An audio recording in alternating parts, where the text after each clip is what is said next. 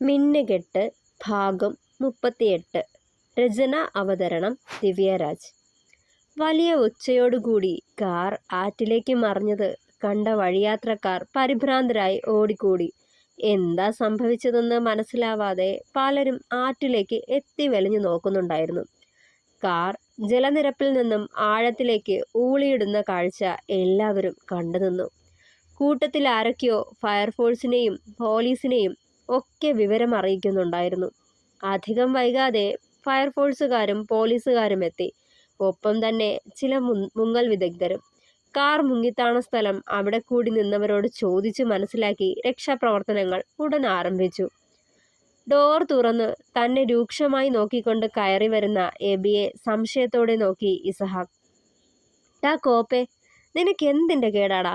നീ എന്നാത്തിനാടാ ആ പെണ്ണിനെ ഇവിടെ നിന്ന് ഇറക്കി വിട്ടത്? അതിന് കടുപ്പിച്ചൊരു നോട്ടമായിരുന്നു അവൻ്റെ മറുപടി. ഓ, പിടിക്കാത്ത എന്തെങ്കിലും ചോദിക്കുവാണേൽ അപ്പം നോക്കി പഠിപ്പിച്ചോണം. അവൻ ഇസഹാക്കിനെ കൂർപ്പിച്ചു നോക്കി. ഒന്നും മിണ്ടാതെ മുഖം തിരിച്ചു കിടന്നു ഇസഹാക്ക്. ദേഷ്യം കൊണ്ട് മുഖമെല്ലാം വലിഞ്ഞു മുറുകുന്നുണ്ടായിരുന്നു. ഡാ, ആ എഡ്ഡിയല്ലയോ എല്ലാ പൊല്ലാപ്പും ഒപ്പിച്ചു വെച്ചത്? അവൾക്കാണേൽ അതൊന്നും ഓർക്കാൻ കൂടി കഴിയുന്നില്ലെന്ന്. നീ എന്നാത്തിന് അതിനോട് പിണങ്ങിയേ? ആ പെണ്ണാണേൽ കാറിക്കൂവി കരയുക അവിടെ കിടന്ന്. പുറത്തേക്ക് കൈ ചൂണ്ടിക്കൊണ്ട് പറഞ്ഞു എബി. ദേ എബി, നിനക്ക് തന്നെ അറിയാലോ, ചതിയും വിശ്വാസവഞ്ചനയും ഞാൻ ക്ഷമിക്കില്ല എന്ന്. അതിപ്പോ എഡ്ഡിയോടായാലും അങ്ങനെ തന്നെയാവും, കടുപ്പിച്ചു പറഞ്ഞു ഇസഹാക്ക്. ഓഹ്, നേരാ, അവൾ നിന്നോട് കാണിച്ചത് വിശ്വാസവഞ്ചന തന്നെ. അത് അവനെ പേടിച്ചിട്ടാവും. പിന്നെ എഡ്ഡി പറഞ്ഞതും ചെയ്തതുമൊക്കെ അത്രയ്ക്ക് നല്ല വെടിപ്പുള്ള കാര്യമൊന്നുമല്ലല്ലോ. ഇനി നീ അവളെ തെറ്റിദ്ധരിച്ചാലോ എന്ന് പേടിച്ചിട്ടൊക്കെയാവും. എബി, മതിയാക്ക്. അവളെ വേദനിപ്പിച്ചുകൊണ്ട് ഞാൻ ഇന്നേ വരെ ഒന്നും ചെയ്തിട്ടില്ല. അവൾക്ക് എന്തും തുറന്നു പറയാനുള്ള സ്വാതന്ത്ര്യം ഞങ്ങൾക്കിടയിലുള്ളതാ. എന്നിട്ട് കൂടി എല്ലാം ഒളിപ്പിച്ചു വെച്ചതിൽ നിന്ന് ഞാൻ എന്നാടാ മനസ്സിലാക്കേണ്ടേ? അവൾക്ക് എന്നെ ഇത്രയും നാളായിട്ടും അറിയത്തില്ലെന്നോ? അതോ അവൾ എന്ത് കാട്ടിക്കൂട്ടിയാലും എല്ലാം മറന്ന് വീണ്ടും പഴയതുപോലെ ചേർത്ത് പിടിക്കുമെന്നോ? ചേർത്ത് പിടിച്ചേനെ. ഇത്രയും വഷളാവുന്നതിന് മുന്നേ അവൾ എന്നോടെല്ലാം തുറന്നു പറഞ്ഞിരുന്നെങ്കിൽ. ഇതിപ്പോ ഞാൻ ജീവനോടിരിക്കെ അവൻ എൻ്റെ ജീവിതത്തിലേക്ക് കയറി കളിച്ചില്ലേ? എല്ലാം ആദ്യമേ അറിയേണ്ട ഞാൻ അറിഞ്ഞത് അവൻ്റെ പിടിയിൽ ഒതുങ്ങാൻ നേരം അവൻ്റെ നാവീന്നു. കിതപ്പോടെ പറഞ്ഞു നിർത്തുമ്പോൾ കണ്ണുകൾ നിറഞ്ഞിരുന്നു ഇസഹാക്കിൻ്റെ. പോട്ടെടാ, എന്നതായാലും നടന്നത് നടന്നു. ഇനിയിപ്പോ അതും പറഞ്ഞ് അവളെ ദണ്ഡിപ്പിക്കാൻ നിൽക്കണ്ട. ഇപ്പോൾ തന്നെ ഒത്തിരി അനുഭവിച്ചു കാണത്തില്ലായോ അവള്? ഓരോ തവണ എഡ്ഡി ഓരോന്ന് പറഞ്ഞ് അവളെ ഭീഷണിപ്പെടുത്തുമ്പോഴും ഭയപ്പെടുത്തുമ്പോഴും എത്രമാത്രം ഉരുകിയാവും അവൾ കഴിഞ്ഞത്. ദേവി, ഇനിയും അവളെ ന്യായീകരിക്കാന്ന് നിന്റെ ഭാവമെങ്കിൽ എണീറ്റ് പൊയ്ക്കോ, എനിക്ക് ആരെയും കാണണ്ട. അവനെ പറഞ്ഞു പൂർത്തിയാക്കാൻ അനുവദിക്കാതെ പറഞ്ഞു ഇസഹാക്ക്. അങ്ങനെയാണേൽ അവൾ മാത്രമല്ല തെറ്റുകാരി, നിന്റെ പെങ്ങളും ആ ജാനറ്റും അതിലുൾപ്പെടും. നിന്നോട് പറഞ്ഞില്ലേലും മറ്റേ രണ്ടെണ്ണത്തിനോടും പറഞ്ഞു. നിന്റെ കെട്ടിയോള്, അവളുമാരും ഒന്നും പറഞ്ഞില്ലല്ലോ? അവനെ പിരികുമുയർത്തി നോക്കിക്കൊണ്ട് ചോദിച്ചു എബി. അതുകൊണ്ട് തന്നെടാ ആരെയും എനിക്ക് കാണണ്ടെന്ന് ഞാൻ പറഞ്ഞത്, ദേഷ്യത്തോടെ പറഞ്ഞുകൊണ്ട് മുഷ്ടി ചുരുട്ടി കോപം അടക്കി പിടിച്ചു ഇസഹാക്ക്. എക്സ്ക്യൂസ് മീ, കുറെ നേരമായിട്ട് പറയുക ഇവിടെ ഒച്ചയെടുത്ത് സംസാരിക്കരുതെന്ന്. ഇനിയും അനുസരിച്ചില്ലേൽ ഞാൻ കംപ്ലൈൻറ്റ് ചെയ്യും. നേരത്തെ അമ്മുവിനെ പുറത്തേക്ക് ഇറക്കി വിട്ട നേഴ്സ് അവരുടെ അടുത്തേക്ക് വന്നു പറഞ്ഞതും ദയനീയമായി തലയാട്ടിക്കൊണ്ട് എബി ഇരുന്നു. ഏറെ നേരം ഒറ്റയ്ക്കിരുന്ന് കരഞ്ഞിട്ടും കരച്ചിലമർന്നില്ല അമ്മുവിൻ്റെ. ഇച്ചായനോട് എല്ലാം പറയേണ്ടതായിരുന്നു, ആരുടെയും വാക്ക് കേൾക്കണ്ടായിരുന്നു. അവരെയും കുറ്റം പറയാൻ കഴിയില്ല. എഡ്ഡി കാണിച്ചതും പറഞ്ഞതുമായ സത്യങ്ങളെല്ലാം ഇച്ചായൻ അറിഞ്ഞിരുന്നെങ്കിൽ ഞങ്ങൾക്കിടയിൽ പ്രശ്നങ്ങളുണ്ടാവുമെന്ന് പേടിച്ചിട്ടാവും അവരെന്നെ തടഞ്ഞത്. ഓർത്തുകൊണ്ട് കണ്ണുകൾ തുടച്ചതും തോളിൽ ആരുടെയോ നനുത്ത സ്പർശം അറിഞ്ഞു. അവൾ വേഗം മുഖമുയർത്തി നോക്കിയതും കണ്ടു നിറുകിൽ തലോടിക്കൊണ്ട് നിൽക്കുന്ന ആദിയെ. അവൻ അവളെ പതിയെ എണീപ്പിച്ച് നെഞ്ചിലേക്ക് ചേർത്ത് പിടിച്ചു വാത്സല്യത്തോടെ. മാളൂട്ടി, വിഷമിക്കല്ലേടാ. നിന്റെ അവസ്ഥ കണ്ട് ചന്തുമാമ കരയുക. അത് പറഞ്ഞതും മുഖമുയർത്തിക്കൊണ്ട് അയാളെ നോക്കി. ഇസഹാക്കിന് അങ്ങനെ അധിക ദിവസം പിണങ്ങിയിരിക്കാൻ കഴിയുമെന്ന് തോന്നണുണ്ടോ നിനക്ക്? നീ ഒന്നും ആളോട് തുറന്നു പറയാത്തതിലുള്ള അമർഷമായതൊക്കെ. കുറച്ചു നാൾ കഴിയുമ്പോൾ എല്ലാം പഴയതുപോലെയാവും, നീ നോക്കിക്കോ, പുഞ്ചിരിയോടെ പറഞ്ഞു ആദി. അവനെ നോക്കി ഒന്ന് പുഞ്ചിരിക്കാൻ മാത്രം ചെയ്തവൾ അവളെയും കൊണ്ട് റൂമിലേക്ക് നടന്നു. ആദ്യം എല്ലാം ഒപ്പിച്ചു വച്ചേച്ച് നിന്ന് കണ്ണു തള്ളുന്ന കണ്ടില്ലേ? നിനക്കെങ്കിലും അവനോടെല്ലാം പറയാൻ മേലായിരുന്നോടി വാണാലേ? കിട്ടിയ അവസരത്തിന് ആനിയെ ഏറിയിൽ നിർത്തി പൊരിക്കുമായിരുന്നു എബി. മുഖം കുനിച്ചു നിന്ന് കണ്ണുകൾ തുടയ്ക്കുന്നുണ്ടായിരുന്നവൾ. ഓ, എല്ലാം ഒപ്പിച്ചു വെച്ചിട്ട് അവളുടെ ഒരു പൂങ്കണ്ണീര്. നല്ല ചട്ടുകം കനലിൽ വെച്ച് പഴുപ്പിച്ച് ചന്തിക്ക് വയ്ക്കാത്തതിൻ്റെ കുറവാ. എബി അവളെ കാലിപ്പിച്ചു നോക്കി. കരഞ്ഞതൊന്നുമല്ലടോ, കണ്ണിൽ പൊടി പോയതാ. അവനെ ചെറിഞ്ഞു നോക്കിയതും അത്രയും നേരം വെയിറ്റിട്ട് നിന്ന എബി കാറ്റ് തുറന്നുവിട്ട് നിശബ്ദനായി. ഡോ കാട്ടുകോഴി, താൻ തൻ്റെ കാര്യം നോക്കിയാൽ മതി. അവർ ഭാര്യയും ഭർത്താവുമാ. അവരുടെ കാര്യം അവർ നോക്കിക്കോളും. ചിലപ്പോൾ പിണങ്ങും, ചിലപ്പോൾ ഇണങ്ങും. അതിനെൻ്റെ മെക്കിട്ട് കയറിയാലുണ്ടല്ലോ, ഇച്ചായൻ്റെ ദോസ്താണെന്നൊന്നും ഞാൻ നോക്കില്ല. മുഖം തിരിച്ചു നിന്നു ആനി. ആകെ ചമ്മിയ പോലായി എബി. ബദ്രിയെ നോക്കുമ്പോൾ അയ്യ കഷ്ടം എന്ന് കൈമലർത്തിക്കൊണ്ട് ചുണ്ടനക്കി അവൻ. ഏറെ നേരത്തെ പരിശ്രമത്തിനൊടുവിൽ ക്രൈനിന്റെ സഹായത്തോടെ എഡ്ഡിയുടെ കാർ പുറത്തെടുത്തു. അകത്തു നിന്നും ഡോർ ലോക്കായത് കാരണം ഡോർ പൊളിച്ചാണ് അവനെ പുറത്തേക്ക് എടുത്തത്.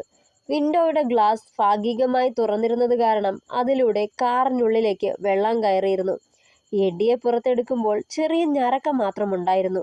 വേഗം ഫസ്റ്റ് എയ്ഡ് കൊടുത്ത ശേഷം ആംബുലൻസിൽ തൊട്ടടുത്ത ഹോസ്പിറ്റലിൽ എത്തിച്ചു. അവിടെ തീവ്രപരിചരണ വിഭാഗത്തിൽ അഡ്മിറ്റ് ചെയ്യുകയും ചെയ്തു. കാറിൽ നിന്നും കണ്ടെടുത്ത തിരിച്ചറിയൽ രേഖ വെച്ച് വീട്ടുകാരെ ഫോണിൽ വിളിച്ചറിയിക്കുകയായിരുന്നു പോലീസ്. ജോസഫ് ഒഴിച്ച് മറ്റാരും അവനെ ചെന്ന് കാണാൻ പോലും കൂട്ടാക്കിയില്ല.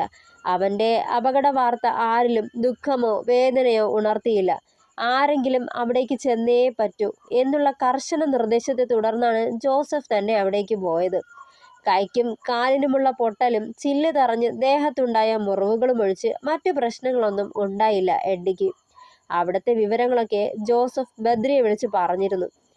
സമയം ഏറെ മുന്നോട്ട് പോയി. കുറെ കഴിഞ്ഞ് ഇസഹാക്കിനെ റൂമിലേക്ക് മാറ്റി. പക്ഷേ ബദ്രിയെയും എബിയെയും അല്ലാതെ മറ്റാരെയും റൂമിനുള്ളിൽ കയറാൻ അനുവദിച്ചില്ലവൻ. അവൻ്റെ പ്രതിഷേധം എല്ലാവരിലും വേദനയുണ്ടാക്കി. അവൻ ഉറങ്ങിക്കഴിയുമ്പോൾ മാത്രം അമ്മു അവനെ അടുത്ത് ചെന്ന് കാണും. അല്ലാത്തപ്പോൾ അവൻ്റെ കൺവെട്ടത്ത് പോലും പോകില്ലായിരുന്നവൾ. അവൻ്റെ നാവിൽ നിന്നും വരുന്നത് കേൾക്കാനുള്ള ശക്തിയില്ലായിരുന്നവൾക്ക്. എഡ്ഡിക്ക് ഹോസ്പിറ്റലിൽ ഒരു മെയിൽ നഴ്സിനെ ഏർപ്പെടുത്തിയിരുന്നു ജോസഫ്. ഹോസ്പിറ്റലിൽ നിന്നും തിരികെ വന്നതിൽ പിന്നെ ജോസഫും എഡ്ഡിയെ കാണാൻ പോകാൻ കൂട്ടാക്കിയില്ല.